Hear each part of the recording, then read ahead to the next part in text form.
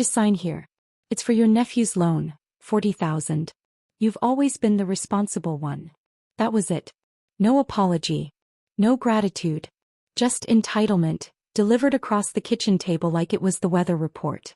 My brother slid the papers toward me, the pen already uncapped, angled perfectly in my direction as though my agreement was a given. What would you do if your own family tried to chain you down after you sacrificed everything? Don't miss a single moment of this story. It will stay with you long after the ending. I sat frozen, staring at those neat lines waiting for my name. The smell of stale coffee clung to the air, and the clock above the stove ticked louder with every second I refused to move. My mother sat beside him, her hands folded tightly in her lap, avoiding my eyes. That silence told me everything. This wasn't a request. It was a decision already made without me. I had been working since I was 15. Every job I could grab, waitressing, cashier, overnight stocking, I took them all. Every cent went to my own debt. 60,000 in student loans that had bled me dry for years. I carried it alone, never asking anyone for help. While I skipped meals to stretch a paycheck, my brother's tuition was covered. While I walked home in the rain after closing shifts, he was handed a car. And now, sitting across from me, he looked almost proud as he asked me to chain myself again, for his son. I felt my pulse throb in my wrists, but I kept my voice even. Rage wastes power when it spills too soon. I pressed my palms flat against the cool surface of the table, grounding myself in its steadiness. 40,000, I repeated softly, letting the words hang between us like smoke. My brother leaned back, smug. It's nothing compared to what you've already handled. You're strong. You can do this. His tone made me want to laugh and spit in his face all at once. It wasn't encouragement. It was a command wrapped in flattery. I thought about the shoebox under my bed. The one nobody knew about. Years of crumpled bills and folded checks hidden away dollar by dollar, like a secret I clutched close to my chest. My little insurance policy. My quiet advantage. They thought they knew how far they could push me. They didn't. The curtain by the window shifted with a faint breeze, though the room felt suffocating. I noticed everything. The restless bounce of my brother's leg, the way my mother's fingers twitched as she smoothed the edge of her skirt, the faint ink stains smudged on the contract. Little details. Small tells. People reveal themselves in what they don't intend. What if I say no? I asked, my voice calm, measured. He chuckled like I had told a harmless joke. You won't. Your family. Family. The words scraped against me like sandpaper. Family had been the excuse every time I was expected to sacrifice. Expected to do without so someone else could have more. Family was the leash that had kept me quiet all these years. It's just a signature, my mother added, her voice thin, rehearsed. You'll hardly notice. Just a signature. I almost laughed out loud. As if I hadn't noticed every extra shift I took, every time my hands blistered from scrubbing tables, every night I cried quietly in the dark when the bills came due. Just a signature. I didn't answer her. Instead, I folded my hands neatly in my lap, my silence pressing against them harder than any protest could. I watched the discomfort grow. My brother's smirk twitched. He wanted me loud, emotional, easy to dismiss. Instead, I gave him nothing but a stare so steady it unsettled him. The refrigerator door creaked open. My nephew strolled in, his backpack hanging off one shoulder. He didn't greet me, didn't thank me for the birthdays I'd remembered when his father forgot, didn't even look my way. He popped open a soda, gulped half, and disappeared down the hall. Just like that. As if I were invisible. As if my sacrifices were already his birthright. That was the boy they wanted me to chain myself to. The air thickened after he left. My brother tapped the pen impatiently. Come on. Stop being difficult. His voice cracked, his charm thinning. That was always his tell, kindness first, then irritation when it didn't work. I pushed my chair back slowly. The scrape of wood on tile sliced through the silence, sharp and deliberate. Their eyes followed me as I stood, my hand brushing the counter, grounding myself again in the cold surface. My brother leaned forward, sensing control slipping through his fingers. You're not really thinking of saying no, he said, half laughing, half daring. I met his gaze, steady and unflinching. And what if I am? The words hung there, heavy, cutting through the kitchen air like a blade. My mother shifted, clearly uncomfortable. My brother's smirk faltered, his eyes narrowing. He wasn't used to me pushing back. He wasn't used to me holding the silence.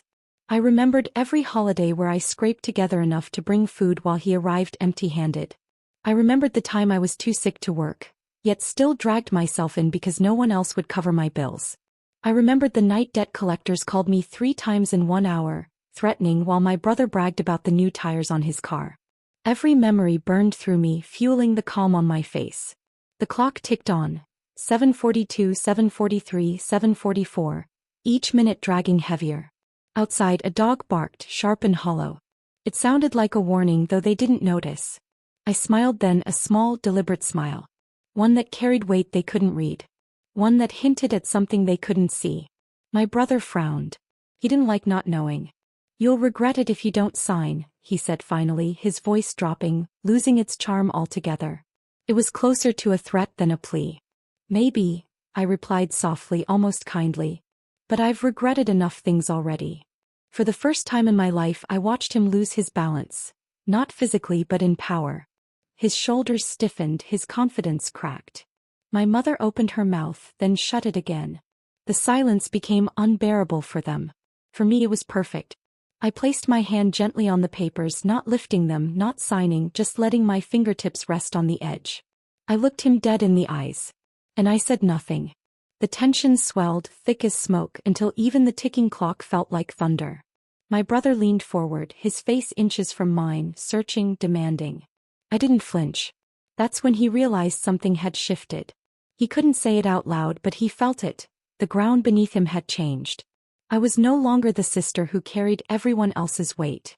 I wasn't the silent one anymore. I let my hand slide off the papers, slow, deliberate, as if rejecting them without a word. I turned toward the doorway, my footsteps steady, unhurried. Behind me his voice rose. "Don't you walk away from this." But I didn't stop. I didn't answer. At the edge of the hallway I paused. Just enough to look back over my shoulder, meeting his furious, desperate eyes. And I smiled again, quiet, calm, and dangerous. The kind of smile that told him he had just crossed a line he could never uncross. That smile stayed on my face as I walked down the hall, steady and calm, but inside my chest, my heart thudded like a drum. The papers were still on the table. My brother was still shouting behind me. And yet, with every step I took away from him, I knew something irreversible had just begun. I didn't slam the door when I left. That would have given them the satisfaction of knowing they had rattled me. Instead, I pulled it shut gently, the latch clicking into place with an almost delicate finality. The night air met me, cool, carrying the faint smell of wet leaves and gasoline from the road. I breathed it in deeply as if I hadn't taken a full breath in years. The streetlight buzzed faintly overhead, and somewhere in the distance a train horn echoed. Ordinary sounds, yet they felt sharpened, brighter because I was finally listening. I slid into my old car, the fabric seat creaking beneath me, and sat there with my hands on the wheel, unmoving. For years I had stayed because family demanded it. But tonight I realized, nothing tied me here anymore.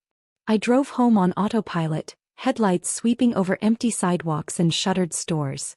I passed the grocery where I'd worked weekends in high school, the laundromat where I had folded clothes until my fingers ached, the diner that had kept me afloat in my 20s. Every building was a reminder of the debts I had paid, debts no one else ever saw. When I reached my small apartment, I didn't turn on the lights right away. I stood in the doorway, letting the darkness greet me. The hum of the refrigerator was the only sound. My shoes squeaked faintly on the linoleum floor.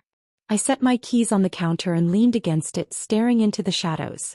I knew then I couldn't just refuse them. Refusal wasn't enough. They would circle back, they would press harder, and they would find another way to make me bend. No, this time I had to disappear. I walked to the bedroom, the floorboard near the closet groaning under my weight. Kneeling down, I slid the shoebox out from beneath the bed. It was battered from years of use, the lid frayed at the corners. Inside, stacks of bills and crumpled envelopes sat bundled with rubber bands. It wasn't much compared to what I had lost to my loans, but it was mine, untouched, unseen, unknown. I ran my fingers across the top layer, the paper rough and comforting. This was the one thing I had kept hidden, the one advantage I had left. My brother believed I had nothing. He believed I was cornered. He believed wrong. I spent the next hours moving through my apartment like a shadow. Pulling open drawers, tossing what I didn't need into bags, carefully folding what I would take with me. Clothes, documents, the few sentimental items that had survived the years. My hands shook occasionally, not from fear but from a strange exhilaration. For once I wasn't reacting. I was planning. At midnight I sat at the kitchen table with a notebook making lists. Cancel accounts. Close credit cards. Forward mail. Cut ties. Every step written in neat small letters like a recipe for freedom. Halfway through the phone rang. I froze, staring at it glowing in the dark. My brother's name flashed across the screen. He hadn't wasted any time. I let it ring, my pen hovering above the paper. When it stopped, I added another line to my list. Change number. By morning I had 2 duffel bags packed, stacked by the door. My shoebox of savings sat wedged between them.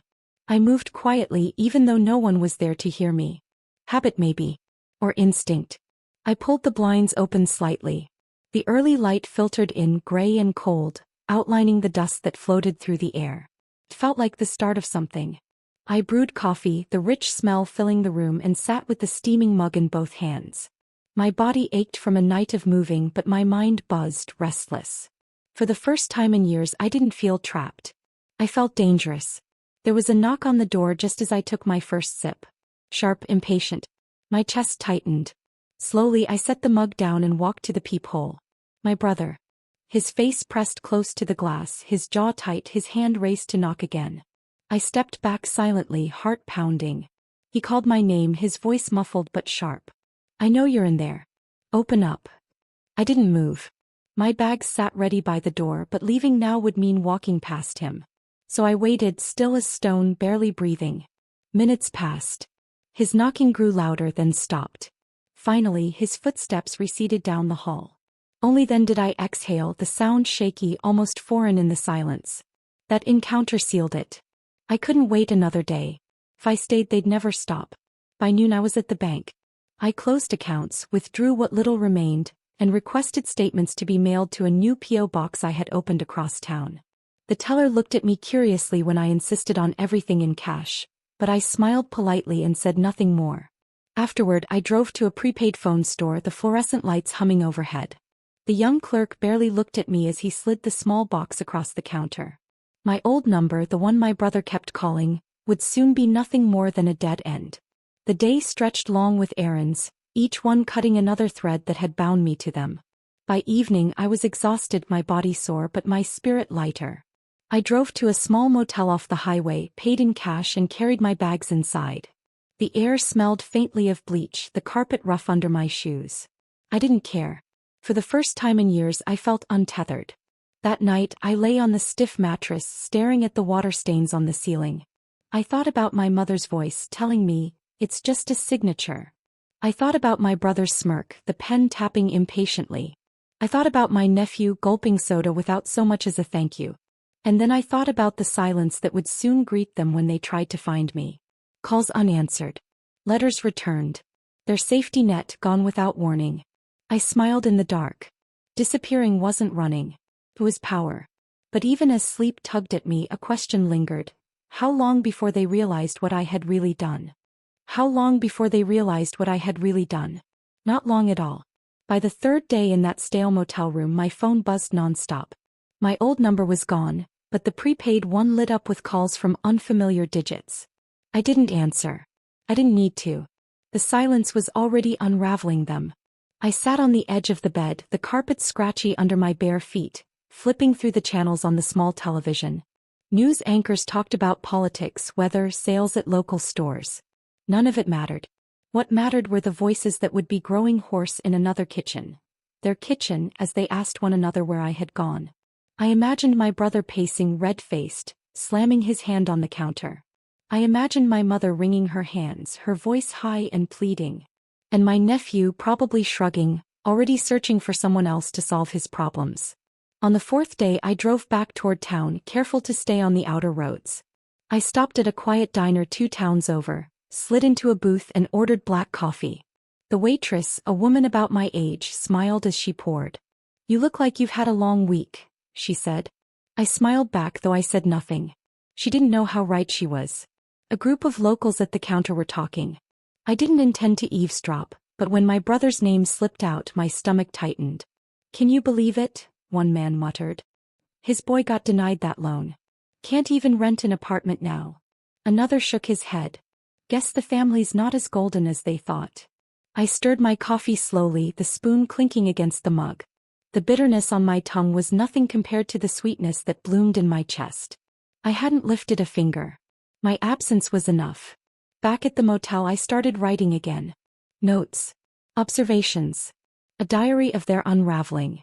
Not because I needed to remember but because I wanted to savor every detail. A week later I drove past my mother's street late at night. The windows of her house glowed dimly, but the yard was overgrown, and the mailbox leaned crooked, stuffed with unopened letters. I parked across the road, engine off, watching.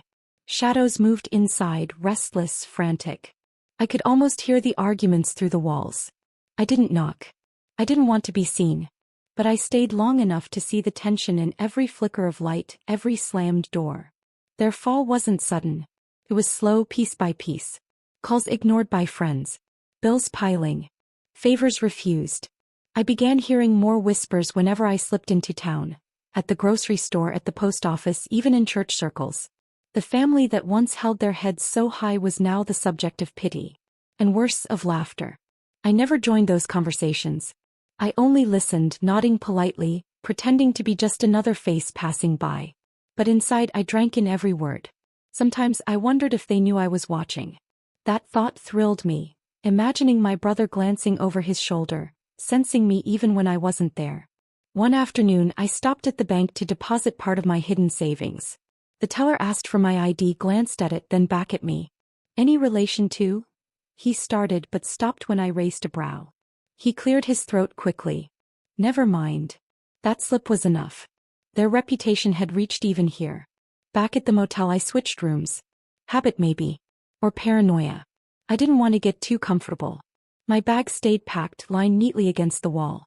Every morning I folded the thin blanket, cleaned the small counter, and prepared as if I'd leave at any moment. But leaving wasn't the plan. Watching was. One night, restless, I drove past my brother's place. His car was parked crooked in the driveway, one tire flat. The porch light flickered and the siding peeled in long strips. I sat in the dark, engine running, watching him stumble outside with a cigarette, pacing like a trapped animal. His phone glowed in his hand. He yelled into it, voice breaking though I couldn't hear the words. I almost rolled down the window, almost let him see me. But I didn't. The not knowing was worse for him. My silence, my absence, it was the sharpest knife I could wield. The next morning at the diner, I overheard two women talking near the window. Did you hear? One whispered. His job's on the line. Missed too many days, always distracted. The other sighed. What a shame. His sister used to keep him steady. Without her, she trailed off, shaking her head. I bit into my toast slowly, savoring the crunch. They didn't know I was sitting right there. They didn't know the sister they pitted was the one pulling the strings, by doing nothing at all. But nothing wasn't really nothing. It was intentional. Every unanswered call, every ignored knock, every silent drive past their houses. It all built pressure. Pressure they couldn't bear. At night when the motel walls felt too close I would walk. The air smelled of damp earth and asphalt, and the hum of distant traffic kept me company. I thought about the years I'd lost to their demands, the weight I had carried without complaint. And I thought about the balance finally shifting. One evening the motel phone rang at the front desk. The clerk knocked on my door holding the receiver. Someone asking for you, he said. I frowned. Who? He shrugged. Wouldn't say. I didn't take the call. Instead I asked him to disconnect the line altogether. I wasn't ready to let them reach me. Not yet. But it raised a question. How close were they to finding me? The following week I drove past the grocery store near their neighborhood. My mother was there, struggling with bags that seemed too heavy for her. She looked smaller, frilier, her face drawn. For a moment guilt pricked at me. But then I remembered her words. It's just a signature. I gripped the steering wheel tighter and drove on. Their world was collapsing piece by piece. I didn't need to destroy them. They were destroying themselves. All I had to do was step aside and watch. But watching came with its own weight. Late at night, lying awake in the motel bed, I sometimes wondered if I was becoming like them, cold, selfish, detached. Then I'd remember the years of silence, the years I gave and gave until there was nothing left of me. No, this wasn't selfishness. This was justice. Still, questions lingered in my mind. How far would they fall without me? How long until they reached the bottom? And when they did, would I be there to see it? That question echoed in my head as I sat in the dark motel room, the hum of the air conditioner rattling faintly. Watching had been enough for a while. But after weeks of silence, after seeing their collapse play out in whispers and half-glimpses, I realized something. It wasn't enough anymore. They had taken too much from me to let them simply stumble into ruin on their own. No, this time I wanted to guide it. Push it. Make sure every cut landed deeper than the last. I picked up my notebook, flipping to a clean page. My handwriting was steady now, no tremors in my hand. Across the top I wrote 3 words. Make them bleed. The first step was small. Almost laughably so. I mailed a plain envelope to my brother's office, no return address. Inside, nothing but a copy of his overdue credit bill. I knew what those offices were like. Tight cubicles, gossip that spread like wildfire. It didn't matter who opened it. Someone would. And someone would talk. A week later I overheard at the diner that his hours had been cut. Unreliable, the man at the counter said. Not someone you trust with responsibility. I sipped my coffee, eyes lowered, hiding my smile. Next came the rumors. Quiet, careful, planted like seeds. At the grocery store I let a word slip near the checkout line. Hard times, I murmured to a woman who used to sing my brother's praises. Bad choices catching up to him. I didn't say more. I didn't need to. People always finish the story themselves. By Sunday I heard it repeated in the church parking lot, twisted into something sharper. My brother wasn't just struggling, he was failing. And failure in their world was unforgivable. But I didn't stop there. I knew his patterns too well. Knew which bills he paid late, which friends he leaned on for favors, which weak spots could be pulled until the whole fabric unraveled. I sent anonymous notes to those friends, short lines written in block letters. Be careful who you trust. That was all it took. A hint. A shadow. Enough to make them back away. And they did. One by one. Meanwhile I turned my attention to my mother. For years she had been the quiet accomplice, the one who urged me to sign, to stay silent, to sacrifice. I hadn't forgotten her part in this. I mailed her an envelope too. Inside a single photograph. Me smiling faintly standing outside her house at night watching. No words. No threats. Just the proof that I was there even when she didn't know it. The next week her curtains stayed drawn, her porch light left on all day. Fear was setting in. At night, lying in my motel bed, I thought about what I was doing. Part of me wondered if I had gone too far. But then I remembered the weight of that pen pushed toward me, the smug certainty that I would sign away my freedom again. I remembered the years they had taken without asking. And the doubt faded. This wasn't cruelty. This was balance. One evening, I returned to the neighborhood, parking at the corner and walking past slowly like any stranger. My brother's car sat in the driveway, dust on the hood, another tire flat. The yard was littered with weeds and the porch steps sagged dangerously. Through the window I saw him slumped in a chair, head in his hands. His son stormed past, yelling, a door slamming so hard the glass rattled. The house that once mocked me with its comfort now looked like a shell. Hollow. Broken. I kept walking, the cool night air filling my lungs. Each step felt lighter. But power has a taste. And once you taste it you want more. So I went further. I contacted his workplace anonymously, pretending to be a concerned neighbor. He's been distracted, I wrote. You might want to double-check his records. It was a small nudge, but enough. 2 weeks later word spread. He was suspended. I didn't celebrate loudly. I didn't need to. I poured myself a quiet cup of tea in the motel kitchenette, the steam warming my hands, and let the satisfaction wash over me. Still part of me wondered, how long could this go on? How deep could I cut before they realized who was holding the knife? I tested the answer by pushing further still. I mailed another envelope, this time to his son's school. Inside, a printout of an online post he'd made, foul, careless words he thought no adult would see. I didn't sign it. I didn't need to. Schools move fast when reputations are on the line. The next week I overheard in town that the boy had been suspended. One by one the pillars of their world crumbled. Reputation. Friends. Stability. All gone. But revenge isn't only about taking, it's about watching them feel what you once felt. So I made sure they knew it was me without ever saying the words. A single text message sent from a number they couldn't trace. How does it feel to drown? No name. No clue. Just the question I had asked myself for decades while they thrived at my expense. I imagined my brother staring at his phone, veins throbbing in his temple, his pride splintering. My mother clutching hers, whispering my name but too afraid to say it aloud. The silence after was sweeter than any response. And yet through it all I stayed calm. Methodical. Every action planned, every word measured. My heart no longer raced with doubt. Instead it beat steady, strong, fueled by a fire that had been smothered for too long. This was no longer about survival. This was about justice. Still, I knew one thing for certain. The end was coming. And when it did, I wouldn't be watching from the shadows anymore. I chose a rainy evening to return. Not by accident. Rain has a way of stripping everything bare. The windshield wipers beat a steady rhythm as I drove, their squeaks cutting through the sound of water slapping the glass. My bags were in the trunk, though I didn't need them. This wasn't about leaving. It was about finishing. When I turned down their street, I almost didn't recognize the house. The once trim yard was wild, weeds climbing high against the sagging porch. The paint peeled in strips, and the mailbox leaned as though it had given up, stuffed with envelopes no one bothered to open. Even from the car I could feel the heaviness clinging to the walls like damp rot. I parked across the street, cut the engine and sat for a long moment. My hands rested on the steering wheel, steady, unshaking.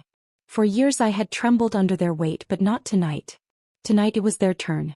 Finally I stepped out, the rain soaking through my coat almost instantly. Each drop was cold, sharp, cleansing.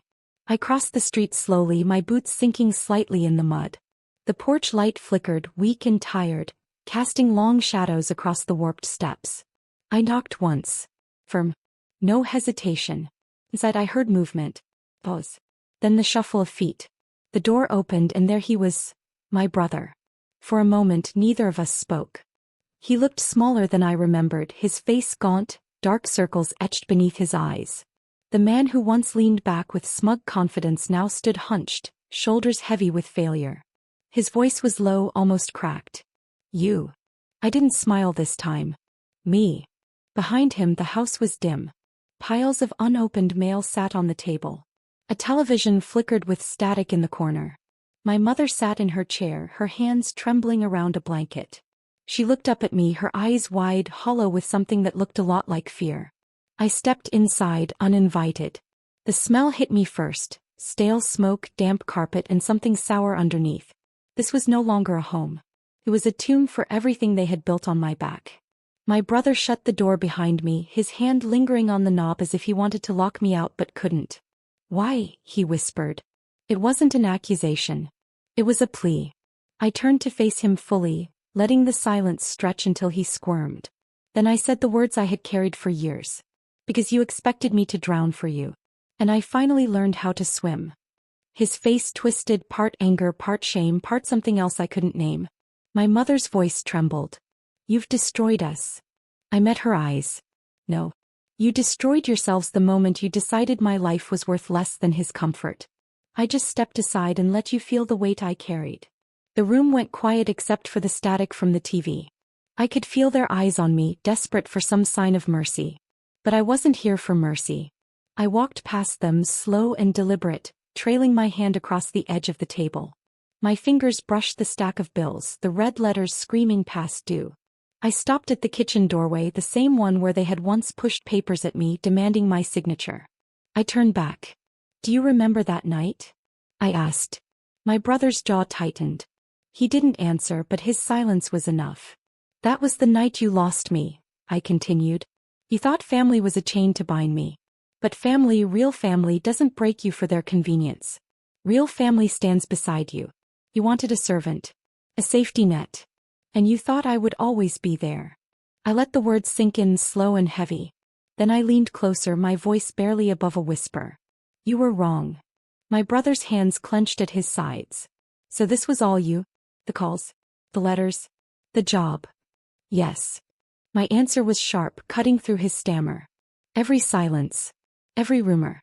Every door that closed on you. That was me. The admission hung in the air like smoke. My mother gasped softly, clutching the blanket tighter as if it could shield her from the truth. For years I had dreamed of this moment. Confessing, revealing the knife I'd hidden, watching it twist in their realization. And yet standing there I felt something unexpected. Not rage, not triumph, but clarity. They could no longer touch me. I straightened, stepping back toward the door. My brother moved as if to stop me, but I raised a hand and he froze. For the first time he understood that I held the power now. I don't need to stay, I said, my voice calm. I don't need to shout. You'll live with what you've done. You'll live with knowing I walked away and left you to the life you forced on me. I opened the door, the rain roaring louder outside. Before stepping through, I turned one last time. My mother's eyes glistened, her lips parted as if she wanted to beg, but no words came. My brother stood rigid, anger fighting despair, his pride shattered. You asked me to sign away my future, I said softly. Instead, I signed away yours. And then I left. The rain drenched me as I walked back to the car, but I welcomed it. Each drop felt like a baptism, washing away the years of silence, the years of sacrifice. I slid into the driver's seat, water dripping onto the worn fabric, and started the engine. In the rearview mirror, their house shrank into the distance, a dim, broken shape swallowed by the storm. I didn't look back again. Driving away, I felt a stillness I hadn't known in decades. No guilt. No weight. Just peace. They would survive maybe. Or maybe not. But it no longer mattered. Their survival was no longer my responsibility.